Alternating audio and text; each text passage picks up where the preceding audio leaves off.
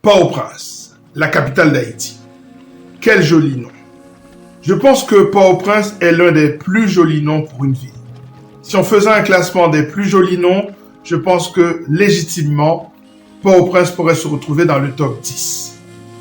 Mais qu'est-ce qui se cache derrière ce nom? Quelle est l'histoire de ce nom? Quel est le symbolisme derrière ce nom Port-au-Prince? On en parle?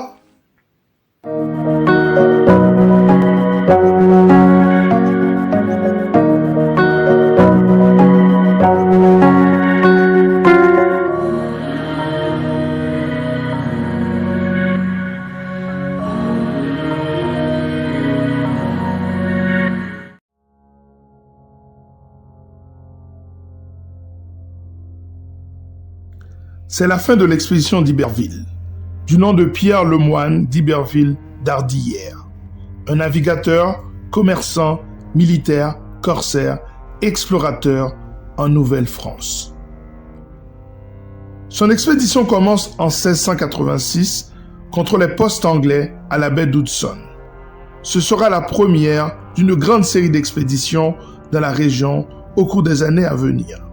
Par exemple, celle de 1694, au cours de laquelle Iberville conduit une expédition contre le fort York, principale base des Anglais dans la baie d'Hudson.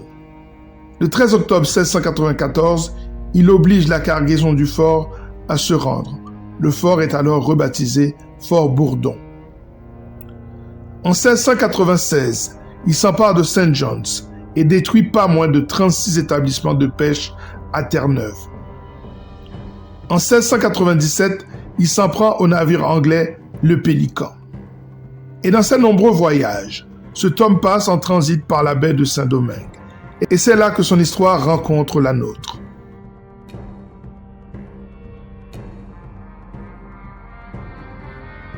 En 1706, il mène l'une de ses dernières missions.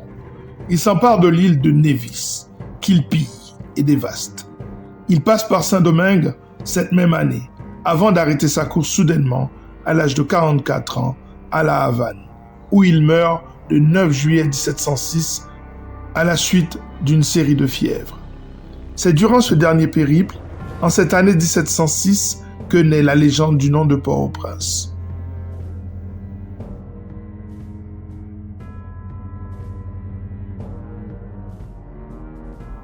Quel prince est venu à Saint-Domingue à la fin du XVIIe siècle? Aucun. Et ce, malgré les références de Louis-Joseph Janvier aux écrits de Moreau de Saint-Méry, qui dit ceci: les îlots de la baie étaient déjà connus sous le nom d'îlets du prince, dès 1680. Quel prince? Pas de traces. Mais l'historien Thomas Madjou va trouver les traces d'un prince 26 ans plus tard. En effet, en 1706, un navire appelé Le Prince, appartenant à l'expédition d'Iberville, jette l'ancre dans la rade d'un port de Saint-Domingue. Le capitaine, un certain André ou Saint-André, qui commande ce navire, demande le nom du port afin de le noter dans le carnet de bord. Ne trouvant pas de réponse, il note « un port pour le prince ». Sous-entendu, un port pour son navire, le Prince. De cette expérience naît le nom Port-au-Prince, qui deviendra plus tard la capitale d'Haïti.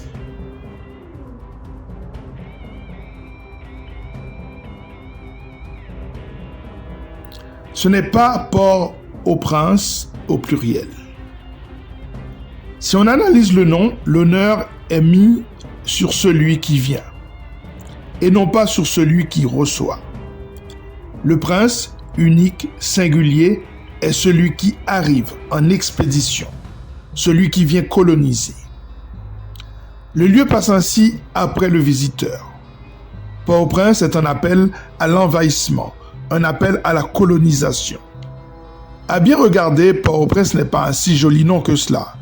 Et dans la logique du déboulonnage, serait-il absurde de penser à changer de nom? Port-au-Prince est comme une cicatrice, comme la trace de ce navire de pilleurs, venu se reposer à la rade de Saint-Domingue, en 1706. Au fond, c'est comme si Cap Haïtien s'appelait encore Cap Français, ou que Kinshasa s'appelait encore Léopoldville, ou que Kisangani s'appelait toujours Stanleyville. Voilà, ça est terminé pour cette émission consacrée à Port-au-Prince, la capitale d'Haïti, et le symbole derrière les noms. Il faut apprendre à analyser le sens des noms qui sont donnés à nos institutions, qui sont donnés à nos pays, qui sont donnés à nos monuments historiques. Abonnez-vous à cette chaîne pour continuer à connaître l'histoire d'Haïti inscrite dans le cœur de l'histoire universelle. Prenez soin de vous, à très bientôt.